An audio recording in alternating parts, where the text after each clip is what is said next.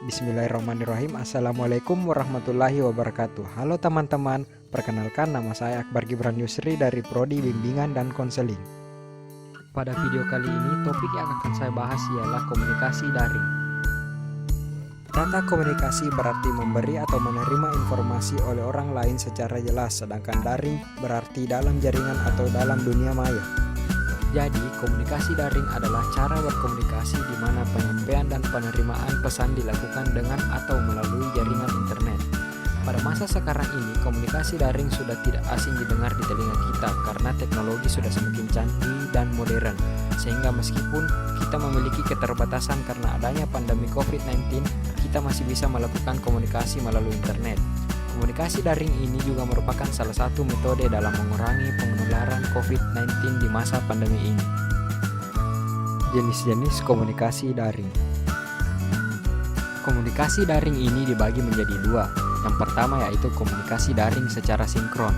Sinkron adalah istilah yang berkaitan dengan ketepatan antara suatu hal dengan yang lainnya. Jadi bisa kita simpulkan bahwa komunikasi daring sinkron merupakan komunikasi yang dilakukan secara real time dan pemindahan informasinya dilakukan dalam waktu yang bersamaan. Komunikasi daring ini biasanya dilakukan melalui media seperti handphone, laptop, komputer, dan lain-lain. Contoh komunikasi daring sinkron ini dalam kehidupan sehari-hari seperti video call, teleponan, pembelajaran daring dengan menggunakan aplikasi seperti Zoom Meeting dan Google Meeting, dan sebagainya. Yang kedua yaitu komunikasi daring secara asinkron.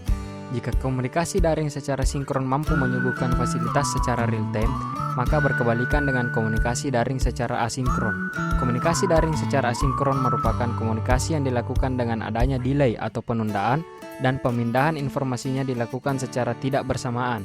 Contoh komunikasi asinkron pada kehidupan sehari-hari seperti nonton video, pengiriman pesan melalui email, mengerjakan forum diskusi, dan lain-lain. Kelebihan dan kekurangan komunikasi daring.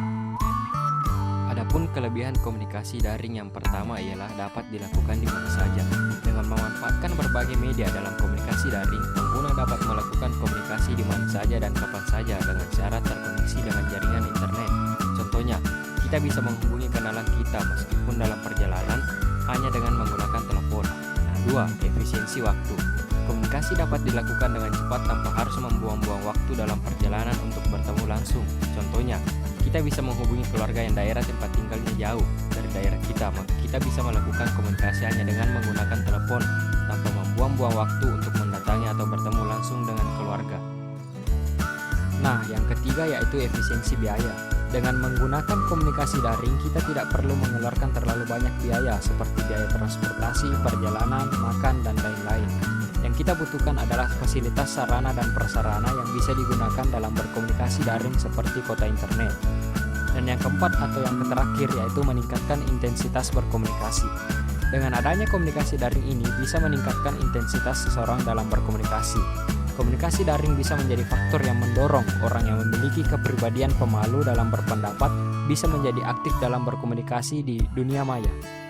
Selain memiliki kelebihan, komunikasi daring ini juga memiliki kekurangan. Kekurangan yang dimaksud ialah yang pertama, tidak mewakili emosi pengguna.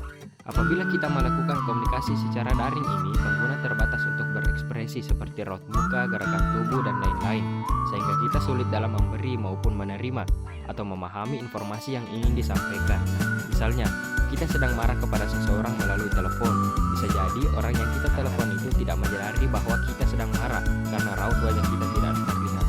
Yang kedua ialah memerlukan perangkat tertentu.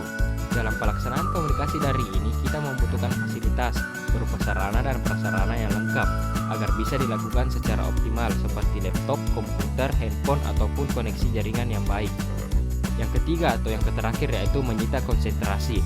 Melaksanakan komunikasi daring tidak pada tempat dan waktu yang tepat dapat mengabaikan atau menunda hal yang lain, bahkan membahayakan orang lain maupun diri sendiri. Maka dari itu, perhatikan tempat dan waktu saat kita berkomunikasi secara daring. Misalnya, kita sedang berkomunikasi atau menelpon seseorang namun kita sedang dalam keadaan berkendara. Itu bisa membahayakan diri kita sendiri dan orang lain karena bisa menyebabkan terjadinya kecelakaan karena fokus atau konsentrasi kita terbagi menjadi dua. Nah, itulah tadi pembahasan mengenai komunikasi daring. Semoga bermanfaat bagi teman-teman semuanya dan saya ucapkan terima kasih. Wassalamualaikum warahmatullahi wabarakatuh.